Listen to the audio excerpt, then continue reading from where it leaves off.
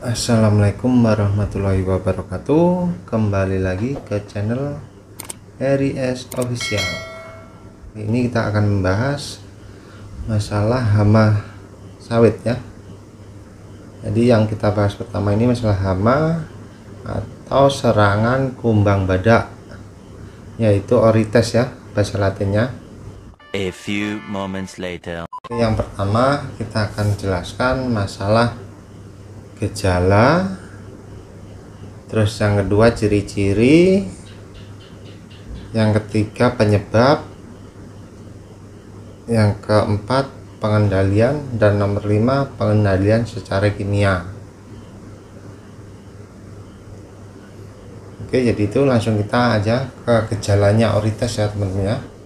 Jadi saya yang belum paham atau yang belum tahu akan saya jelaskan untuk gejalanya, yaitu daun pucuk patah atau sengkleh ya.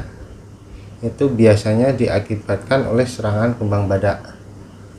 Jadi kalau tanaman teman-teman pucuknya sengkleh atau patah, itu pasti disebabkan oleh serangan kumbang badak atau Orites ya. Terus yang kedua, pelepah berlubang pada tanaman TM. Kalau yang kita sering jumpai itu di TBM, itu tanaman yang belum menghasilkan, itu biasanya daun pucuk yang diserang dan mengakibatkan kematian pada tumbuhan pokok sawit kita ya. Terus ciri-cirinya yang pertama, atau dalam waktu penanaman 2 tahun pertama di lapangan itu cukup berbahaya ya pada tahun pertama.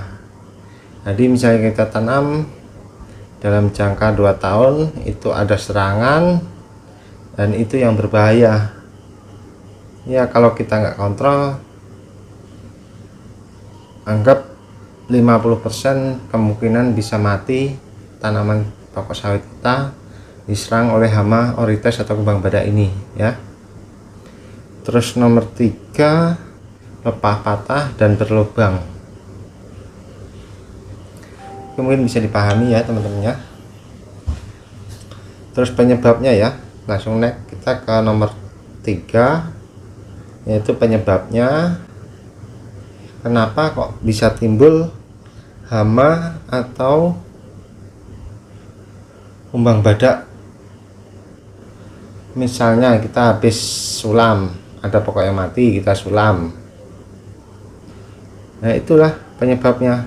Bekas pokok sawit yang tidak kita cincang selepas dimatikan atau selepas penyulaman, itu kan tempatnya lembab ya, di situ dia untuk memicu perkembangbiakan Orites atau kumbang badak tadi, sehingga menyebabkan larva jadi kumbang badak itu tadi. Terus yang kedua penyebabnya yaitu pengaplikasian EFB atau janjang kosong secara menumpuk, atau kita tidak mengikuti standar operasi ya, SOP-nya ya. Dan SOP-nya untuk aplikasi jangkos itu 1 lapis, dan kita susun di rumpukan lepah 1,5 meter kali 2 meter untuk ukurannya. Kita susun 1 lapis, lebar 1,5, panjangnya 2 meter ya teman-teman ya. Jadi itu yang standarnya. Jika kita tidak ngikutin standar itu, memicu perkembangbiakan Orites atau kumbang badak tadi, karena tempatnya lembab ya, disitulah dia. Oke, next kita ke pengendalian ya. Kita pantau dari segi presentasinya dulu. Pengendalian kumbang badak Orites itu dimulai kerusakan atau serangan dalam kebun sawit lebih dari 5%. Jadi kita mau mengendalikan, misalnya kita punya lahan 2 hektar, itu kalau kita hitung dari presentasinya lebih dari 5%, wajib kita cepet tanganin. Kalau enggak akan menjalar dan akan memperbanyak tanaman kita, yaitu sawit kita akan mati. Apalagi yang selepas kita tanam, atau intinya tanaman yang belum menghasilkan lah ya teman-teman ya, TBM itu sangat rawan, tingkat kematiannya itu sangat tinggi. Terus yang kedua, kita untuk pengendaliannya yaitu praktek kultur teknik penyemprotan ya, merupakan dasar yang penting untuk pengendalian oritesnya. Dengan cara apa dan racunnya apa? Nah, untuk pengendaliannya kita pakai bahan insektisida yang biasa digunakan oleh petani atau yang biasa saya gunakan, yaitu adalah toban. Nah, nanti untuk sejenis tobannya ini nanti saya tunjukkan di atas ini ya. Untuk gambarnya itu per botol isinya adalah 400 ml. Oke, next kita langsung untuk pengendalian secara kimia ya teman-teman ya. Jadi untuk pengendalian kimia kita pakai racun toban atau chlorpyrifos dan insektisida lah pastinya ya, untuk pengendalian hama. Jadi satu botol toban yang saya tunjukkan di pojok ini itu satu botolnya adalah 400 ml.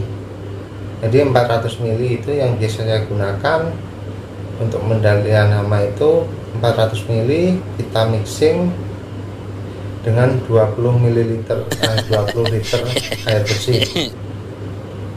Jadi dalam satu botol toban 400 ml itu kita mixing dengan 20 liter air bersih.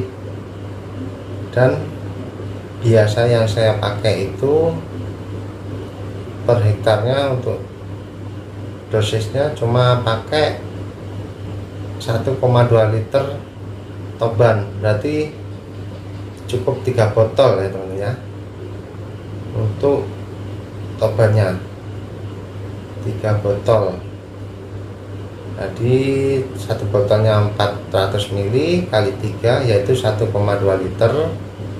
Jadi kita mixing dengan 60 ml air untuk per hektar. Itu udah cukup untuk per hektar ya teman-teman ya. Terus untuk cara penyemprotannya, kita biasanya tidak pakai nozzle, jadi langsung dari cap ke selang ke setik, yaitu langsung kita semprotkan ke pucuk yang daun muda ya, atau tunasnya, karena seringkali kumbang badak itu menyerang yang bagian ujung pucuk, pokok yang paling atas pelepah yang paling muda, yaitu di pucuknya. Paling enggak kita semprotkan ke situ sampai ke ketiak pelepah nomor 2, 3, 4 itu sampai basah. Terus untuk TBM penyemprotannya biasanya kita pakai sambung, nanti saya tunjukkan di atas ini gambarnya. Dan untuk semuanya nanti akan saya tuliskan di kolom deskripsi. Kalau emang dari penjelasan saya ini kurang paham, teman-teman bisa baca di kolom deskripsi, nanti akan saya tulis di situ semua.